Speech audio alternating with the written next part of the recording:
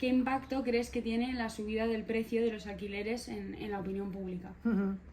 El impacto de la subida de los alquileres, que es un hecho en sí y que es de los últimos tiempos, o sea que ya en España, por ejemplo, teníamos menos alquiler que en otros países. Entonces, como en los últimos años, o sea que había una escasez.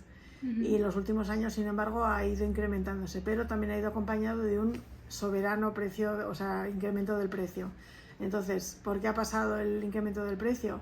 Pues por varias razones. Primero, por un incremento en la demanda, o sea que hay más gente que necesita vivienda en alquiler, y estoy contando con inmigrantes, estudiantes, familias monoparentales, de disolución de vínculos familiares, separados, mayores. Entonces tenemos a los clásicos mayores, que es por envejecimiento que se va haciendo, pues lo que tenemos es un incremento en la demanda. Entonces, como los hogares cada vez son más individuales, más unipersonales, entonces eso ha ido incrementándose y nos estamos colocando a niveles de otros países. Entonces, eso por un lado, o sea, incremento en la demanda. Y luego, en cuanto a la oferta, si bien ha incrementado la cantidad de vivienda en alquiler, sin embargo ha pasado otras cosas, ¿no? Que es como la turistificación, la gentrificación. Entonces, como eso, sobre todo en los centros de las ciudades, incrementa sobremanera el precio de la vivienda. Entonces hace que presionen sobre la demanda. Entonces, lo que me preguntabas al principio, eso en cuanto al marco general. Entonces, en cuanto al impacto sobre la opinión pública, ¿cómo impacta la subida de alquileres en la opinión pública? Pues, ¿qué pasa? O sea, que la gente, cuando ve que sube el precio del alquiler, ¿qué impacto tiene en ellos, ¿no? En la opinión pública. Entonces, lo que se ve es como, por ejemplo, primero en los afectados directamente, cómo eso lleva a una situación de desánimo, de decir, pues esto no es imparable, no puedo hacer nada, es el mercado. Entonces, desánimo por un lado, y sobre todo la dificultad que tiene para acceder a una vivienda en alquiler los distintos colectivos, porque cada vez es más caro y esas situaciones son cada vez más vulnerables. Entonces, eso por un lado.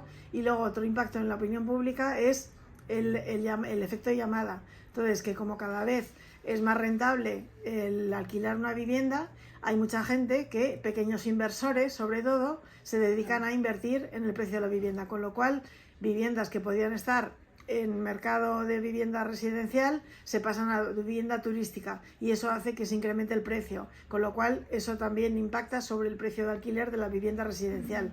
Entonces, lo que tenemos es un impacto por desplazamiento sobre el precio del alquiler. Entonces, sobre el pequeño inversor, claro que tiene impacto.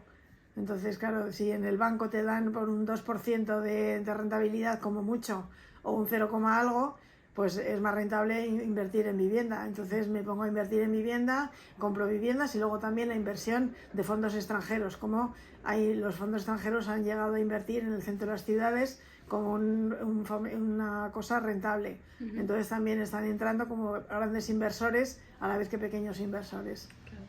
¿Consideras que el hecho de que los precios sean tan caros puede suponer que estudiantes que, por ejemplo, tienen el deseo, ¿no?, de viajar a la capital para estudiar, pues queden un poco marginados por no disponer del dinero para pagar ese alquiler, ¿no? Claro, eso como depende de la capacidad adquisitiva de las familias. Entonces, en el caso concretamente de los estudiantes, impacta sobremanera sobre un colectivo que tampoco tiene demasiadas capacidades adquisitivas. Sin embargo, lo que se está viendo también es cómo el estamento de los estudiantes cada vez tiene mayor poder adquisitivo. O sea, cada vez las universidades son más caras, con lo cual, ¿quién estudia? ¿Quién puede?